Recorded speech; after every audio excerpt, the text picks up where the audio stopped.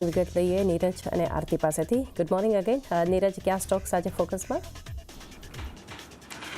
જી, આમ તો ગઈકાલે આ સ્ટોક ઘણો ફોકસમાં રહ્યો હતો રિલાયન્સનો, પરંતુ અત્યારે એક વખત ચર્ચા એટલા માટે પણ કરવી છે કારણ કે આપણી એજીએમ જે છે 3:30 વાગ્યા પછી પણ ચાલી હતી અને એ બાદ પણ થોડી ઘણી મહત્ત્વની જાહેરાતો ગઈકાલે આપણને આવતી જોવા મળી હતી. એટલે કુલ કાલે રિલાયન્સની એજીએમમાં આપણને શું ખાસ મહત્ત્વની જાહેરાતો આવતી જોવા મળી એના પર એક વખત નજર કરી લઈએ તો 5 સપ્ટેમ્બરે 1:1 બોનસ પર અહીંયાથી તેઓ વિચાર કરવાના છે. આ ઉપરાંત તેમનો લક્ષ્ય છે કે 3 થી 4 વર્ષમાં જીઓની આવક અને એબિટા બંને બમણી કરવામાં આવે. આ ઉપરાંત જીઓ ફાઇનાન્શિયલ્સની જે માર્કેટ કેપ છે એ 2.2 લાખ કરોડ પર હવે પહોંચતી જોવા મળી ગઈ છે અને જીઓ બ્રેઇન નામથી તેમણે એઆઈ ટૂલ અને પ્લેટફોર્મ બનાવવાની એક જાહેરાત કરી છે અને જામનગરની અંદર ગીગાવોટ સ્કેલનું એક એઆઈ રેડી ડેટા સેન્ટર પણ બનાવવાની જાહેરાત અહીંયાથી આપણને આવનારા સમયમાં થતી જોવા મળી છે.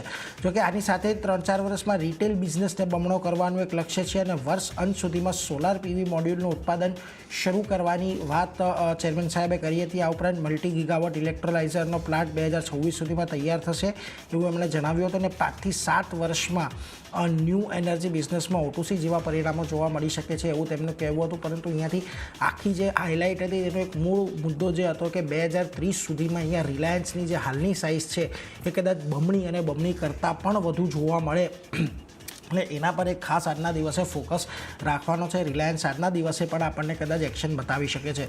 બીજી તરફ સુગર સ્ટોક્સ પર ખાસ ધ્યાન રાખજો કારણ કે જુઓ સુગર જે સરકાર દ્વારા છે એ સુગર જ્યુસ અને સિરપની અંદર સુગર જ્યુસ અને સિરપનું પણ ઇથેનોલને પ્રોડ્યુસ કરવા માટે ખાસ કરીને અહીંયાથી ઉત્પાદનને મંજૂરી આપી દીધી છે અને ખાસ કરીને સુગર જે શેરડીનો રસ અને સિરપ બનાવવામાં આવે છે એમાંથી પણ ઇથેનોલ બનાવવા માટેની મંજૂરી હવે ખાસ કરીને મળી ગઈ છે. 1 નવેમ્બર 2024થી ઇથેનોલનું ઉત્પાદન જે શુગર મિલો છે એ ચાલુ કરશે અને નવી પોલિસી હેઠળ હવે બી હેવી મોલાસીસ અને સી હેવી મોલાસીસના ઉપયોગને પણ મંજૂરી આપી દેવામાં આવી છે. એટલે શુગર કંપનીઓ માટે અહીંયાથી ખાસ કરીને એક બીજા પોઝિટિવ સમાચાર આવતા દેખાઈ રહ્યા છે એટલે એના પર એક ખાસ નજર રાખજો.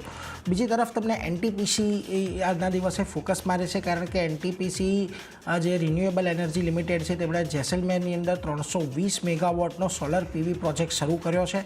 આ એનટીપીસીની સબસિડરી કંપની છે અને પીવી પ્રોજેક્ટના પહેલા હિસ્સા હેઠળ લગભગ 160 મેગાવોટની અંદરનું જે કમર્શિયલ ઉત્પાદન છે એ શરૂ કરી દીધું છે. બાકીની જે હવે કુલ એમની ઇન્સ્ટોલ્ડ કેપેસિટી છે કમર્શિયલ ક્ષમતા છે તે હવે 76,294 મેગાવોટ પર પહોંચતી જોવા મળી છે આ કમિશનિંગની સાથે. એટલે એનટીપીસી એક ખાસ ફોકસમાં રહેશે. એનટીએફપીસી રિન્યુએબલ એનર્જી માટેની આ એક બહુ મોટી અપડેટ છે. જોકે હજી આવનારા સમયમાં આપણને એનટીપીસી રિન્યુએબલ એનર્જીનું પણ એક અલગથી લિસ્ટિંગ થતાં જોવાનું છે એટલે જોઈએ એને ક્યારે એ થાય છે. પરંતુ આ જે પ્રકારની અત્યારે ક્ષમતા કંપની વિકસાવી રહી છે એને લઈને ખાસ કરીને એક પોઝિટિવ સમાચાર આજના દિવસમાં આપણને અહીં આવતા જોવા મળી શકે છે.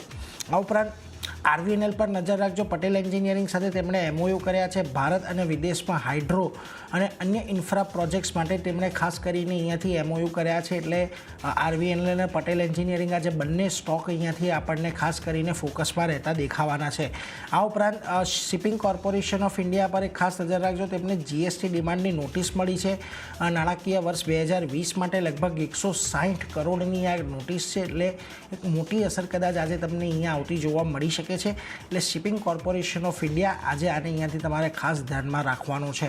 આ ઉપરાંત તમને એક આઈટીઆઈ પર પણ એક નજર રાખવાની છે કારણ કે અહીંયાથી કંપનીને ઈવીએમ માટેનો જે આપણે મતદાનની અંદર ઈવીએમનો ઉપયોગ થાય છે એ ઈવીએમ માટેનો ઓર્ડર મળતો દેખાયો છે. પશ્ચિમ બંગાળમાં ચૂંટણી પંચ પાસેથી આ ઈવીએમના સપ્લાય માટેનો ઓર્ડર મળ્યો છે. 500 જેટલા ઈવીએમ મશીન તેઓ અહીંયાથી સપ્લાય કરશે અને ખાસ કરીને પશ્ચિમ બંગાળ જે ચૂંટણી પંચ છે એના તરફથી આ લગભગ પહેલો અવોર્ડ છે પહેલો ઓર્ડર છે કે જે આ કંપનીને મળ્યો છે. એટલે આજના દિવસે આઈટીઆઈ પણ એક ફોકસમાં રહેશે.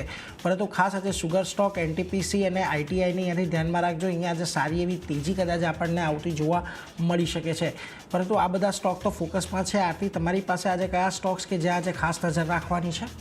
જે અન્ય પણ સ્ટોક છે હું શરૂઆત સ્પાઇસજેટ સાથે કરીશ કારણ કે ફરી કંપની માટે જે મુશ્કેલીઓ છે તેમાં વધારો થતો દેખાઈ રહ્યો છે. સ્પાઇસજેટ પર DGCA જે છે તેમણે પોતાના કડક વલણ જે છે તે અપનાવ્યા છે અને DGCA એરલાઇન્સને એન્હાન્સ સર્વેલન્સમાં ખાસ કરીને મૂકી છે.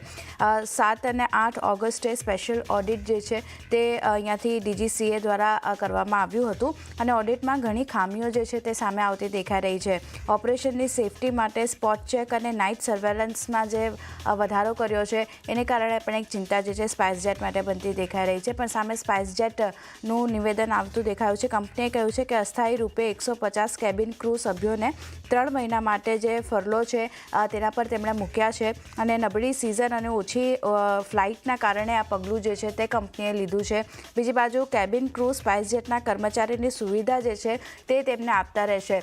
પણ એક આ જે DGCA દ્વારા જે કડક વલણ અપનાવવામાં આવ્યું છે સ્પાઇસજેટ નેગેટિવિટી બતાવી શકે છે. ફોકસ રાખવાનું રહેશે આજના દિવસે.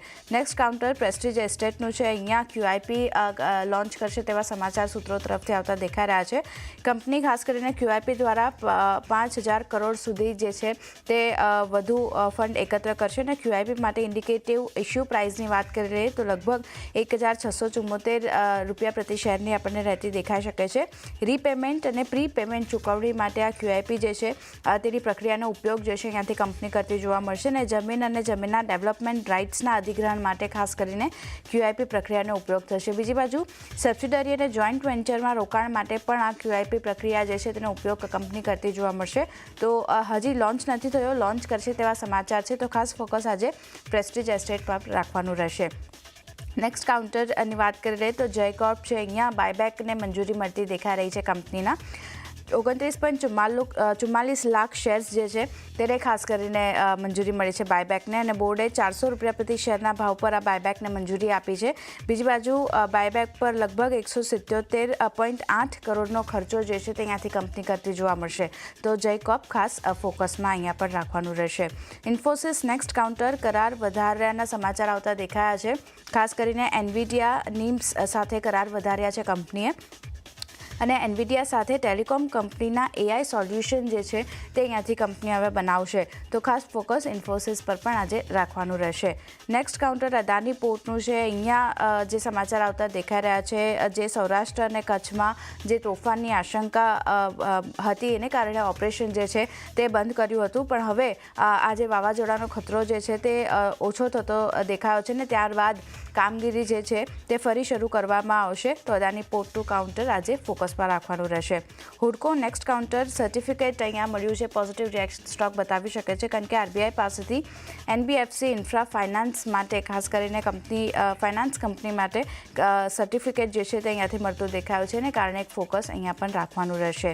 અને છેલ્લે 3M ઇન્ડિયાની વાત કરી રહીએ તો NCLT પાસેથી મંજૂરી મળી છે. પોઝિટિવ સમાચાર છે. સબસિડરી 3M ઇલેક્ટ્રો એન્ડ કમ્યુનિકેશનના મર્જરને ખાસ કરીને મંજૂરી મળી છે અને કંપનીની સબસિડરીના મર્જર માટે આ NCLT પાસેથી જે મંજૂરી મળી છે એને કારણે એક ફોકસ 3M ઇન્ડિયા પર પણ રાખવાનું રહેશે. તો ચાંદની આ બધા સ્ટોક જે નીરજે જણાવ્યા બધા ફોકસમાં રહેશે. જી, તો આ બધા કાઉન્ટર